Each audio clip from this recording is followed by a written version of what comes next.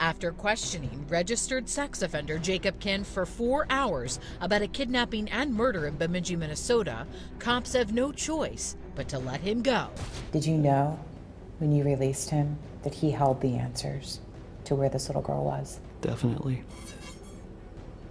It was him, no doubt in our minds. It was him. And watching him walk out that door had to be tough. Yeah.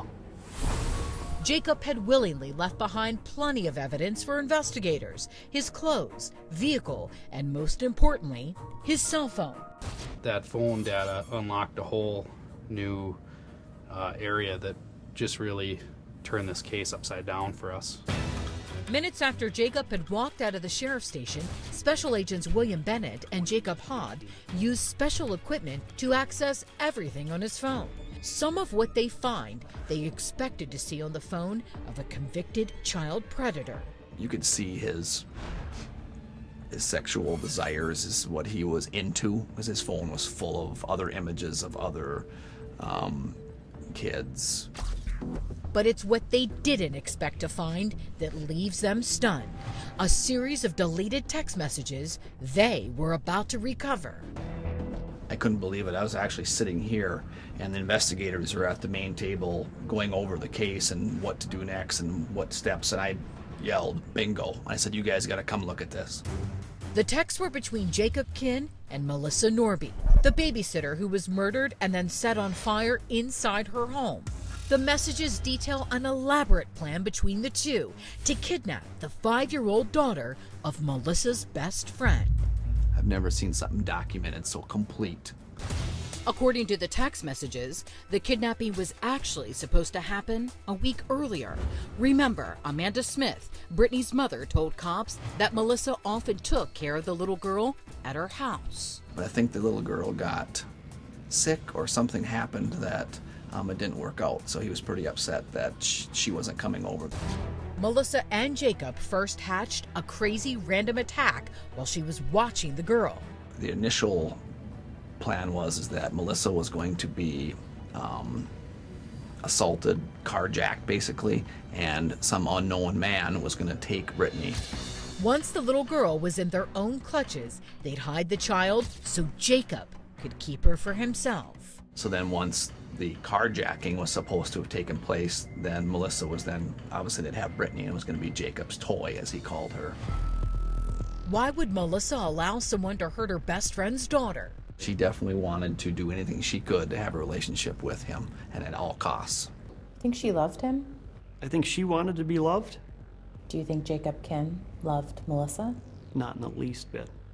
Jacob Kinn only maintained that relationship with Melissa because he could have access to a little girl. Investigators may never know for sure why the kidnapping plot wasn't carried out the way Melissa and Jacob had discussed, but Senior Special Agent Chad Musaeus has an idea. That Jacob had his very own diabolical plan.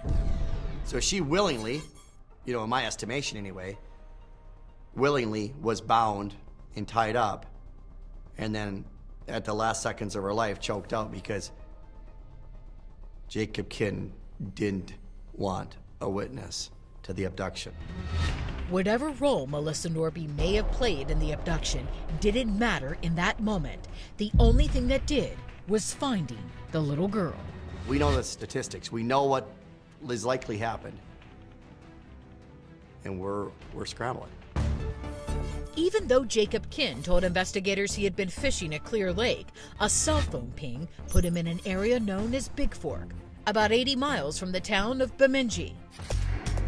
During the time detectives were busy questioning Jacob at the station, Special Agents Don Newhouse and Rob Frack with the Minnesota Bureau of Criminal Apprehension were told to head to Big Fork to start searching for the girl. It was the middle of the night and not a street light in sight. It's been described as finding a needle in a haystack. Is that accurate? Yeah, when you're driving out there, it can be pretty overwhelming when you're looking at all the thousands of acres of land where you could hide somebody.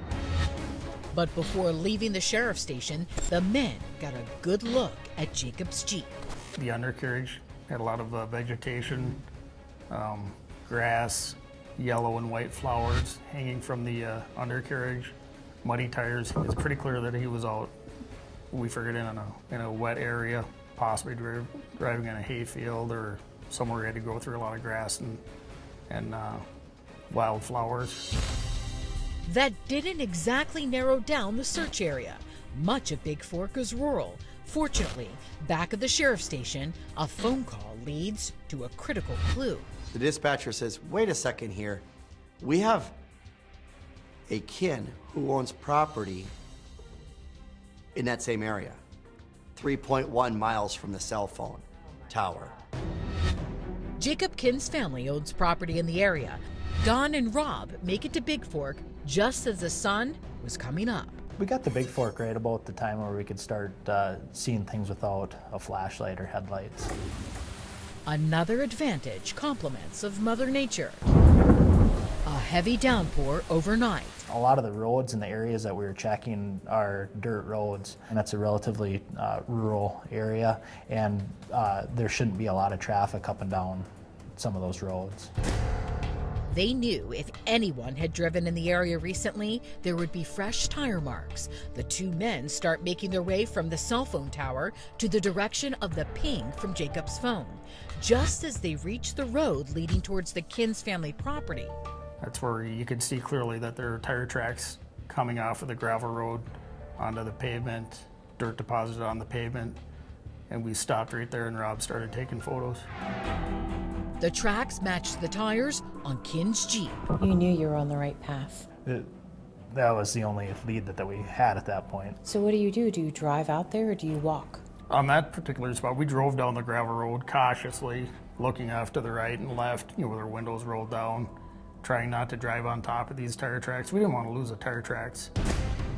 After about a half mile, the gravel road came to an end, and it was clear which direction they needed to go. Nobody had driven down that road for weeks, except for those tire tracks that were in and out after it had rained. The men get out and start to follow the tracks on foot. So this is the area where you parked and then walked. Correct, That's right. And at this point, you still had no idea where you were going. We knew the tracks were going that way. We had no idea how far back the tracks are going. Up next, the tire tracks lead directly to a camper and an ending no one expected. The door to the camper was taped shut with electrical tape. Rob removes the tape and slowly opens the door.